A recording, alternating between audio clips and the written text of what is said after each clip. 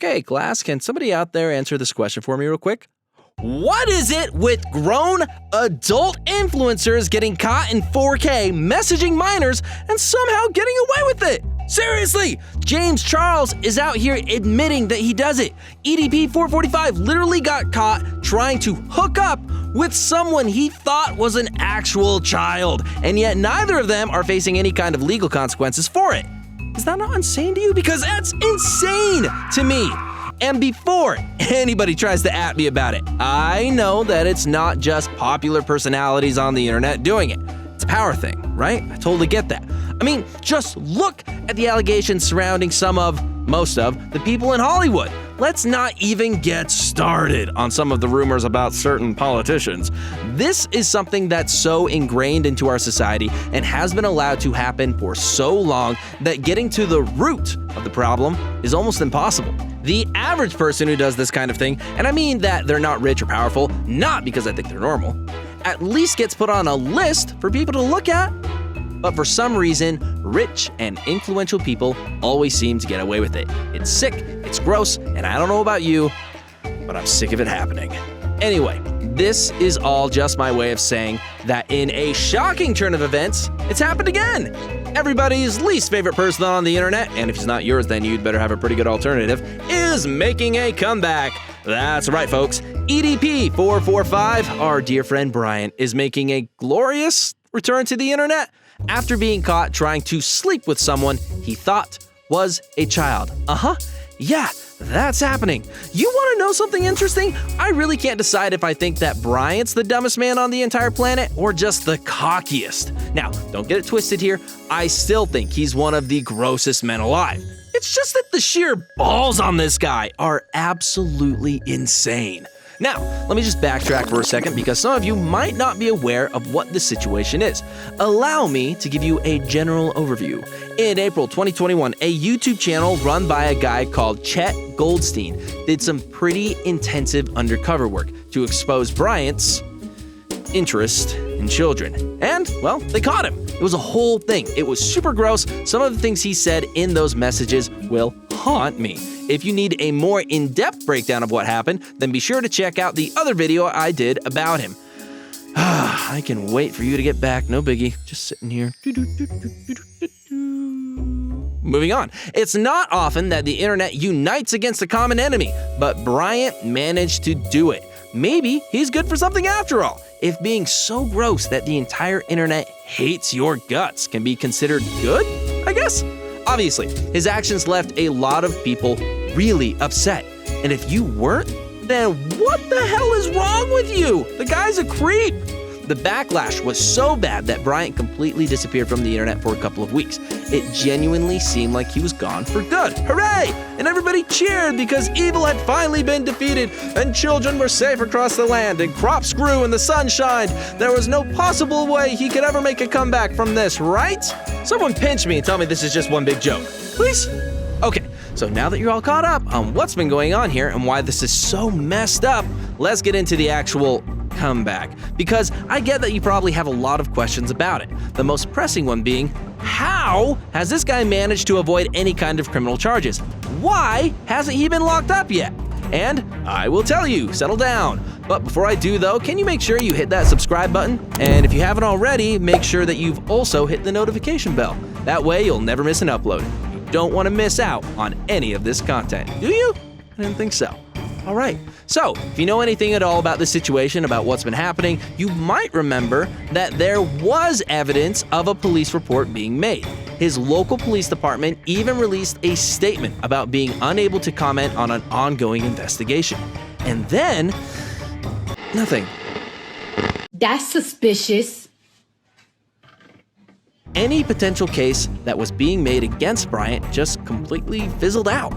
And that is mostly thanks to Chet Goldstein and the rest of the circus that he passes off as a YouTube channel. See, Chet Goldstein is also a pretty garbage person. Why does this always happen? Can we not just have one happy ending to a story like this?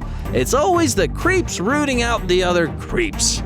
Anyway, after the episode on EDP445 aired, Chet started getting called out for making a bunch of his own really gross jokes about kids, which given his profession, is either just wildly tone-deaf or really concerning. On top of all that, he also got exposed for being really liberal with his use of racial slurs. He's just garbage no matter how you look at it, folks. But with all this negative attention surrounding Chet and the rest of his crew, the evidence that they'd collected on Bryant basically became completely useless. None of what they've been doing was even technically legal, and so it would never be admissible in a court of law. On top of that, the sting operation they put together in the first place would be considered entrapment because they were clearly trying to lead him to a particular outcome. Thanks, guys. Great job. So proud of you. I don't think anyone here needs reminding, but just because the people who caught him are also really gross doesn't suddenly make Bryant innocent.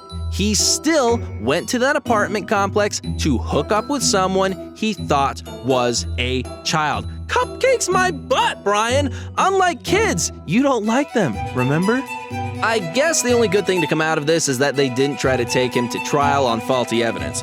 Already having a failed conviction would make legal action against him even more difficult the next time he got caught. And let's be honest here for a second, he will get caught again. People like Bryant don't just suddenly wake up one morning and realize that they've been wrong the whole time, you know? Not only is he stupid enough to do it again, but he's definitely stupid enough to get caught again. He's already been catfished twice. It's all just a matter of time until he screws up again and gets caught. Hi, sister. Now, obviously, all this negative attention surrounding Chet Goldstein turned out to be a really good thing for Bryant. It meant that he had essentially gotten away with what he'd done. They couldn't use the evidence against him, so there was no way to actually charge him with anything. And that power trip clearly fed into his already huge ego. I'm telling you, the guts on this guy! At the start of May, he uploaded a video to his still active Facebook page, basically just announcing that he would be launching his own website in the next couple of weeks. And I know I said that in the last video, but seriously? Facebook! Every other social media site has permanently banned this guy because of what he's done. And you're still giving him a platform? Why? Maybe it's just me, but if I was the one in the situation, I wouldn't be trying to make a comeback a couple weeks after I got exposed for being into kids. Oh wait, it's not just me, it's everybody! Maybe there is hope for us after all. I think this person summed it up pretty well when they commented, if I was in this situation, I would be laying low, or at least getting help. Creating a website would be the last thing on my mind. Dude is crazy. But Bryant didn't just stop there. No. That would be way too simple. And we're not allowed to have anything be simple, are we? No, Bryant followed that announcement video up with another one. This one was 6.5 minutes long and was essentially just him trying to go in on Chet Goldstein. There's a whole lot of him swearing and posturing and acting like he's the toughest guy on the planet. It takes him so long to say so little, but he basically spends the whole video calling Chet a coward and calling him a clout chaser. He doesn't even address the allegations against him. He literally just goes after Chet Goldstein for the entire video, which again is 6 minutes and 22 seconds long. Thanks for wasting my time, dude. But these videos are equal parts interesting and completely insane to me. Like this guy has been literally just caught trying to hook up with kids, and instead of addressing any of that, he just starts acting like nothing's wrong? Definitely the ostrich method for solving your problems. And that loud, vulgar persona that he was always known for on his main channel, well, it's back. And it is a persona. He can't pretend like it's not anymore. He talks a big game, yeah, but we all remember the way he started crying when the police were called on him, right? Because I know I do. Call me crazy here, but I think you might have more important things to worry about than squaring up against good old Chet Goldstein, Bryant. He's not exactly the most intimidating man on earth, you know? It's not a flex to talk about taking him out. It's just, well, let's call it what it is. It's embarrassing. You know what you should maybe be paying attention to? Those accusations of you being a word that starts with a P and ends with an edophile. Maybe they should take a priority here. I mean, I don't know. I've never been in the situation before because I'm not a creep who preys on underage kids. But hey, it's just a thought. And it's not just me who has a problem with this, a lot of people have brought up his lack of reaction. One person comments that, "Are you kidding me? How does he still not understand the weight of his actions and the fact he has the audacity to come back onto the internet after being caught in 4K?" Another says, "It's not like he's not acknowledging what he did or taking any accountability. He's definitely not gonna get any help like he promised. Some people never change, and he is one." What do you guys think? Do you think his comeback will be successful? Do you think it deserves to be? Or are you hoping he'll flop and disappear from the internet forever? I know which one I'm hoping for. Let us know in the comments below.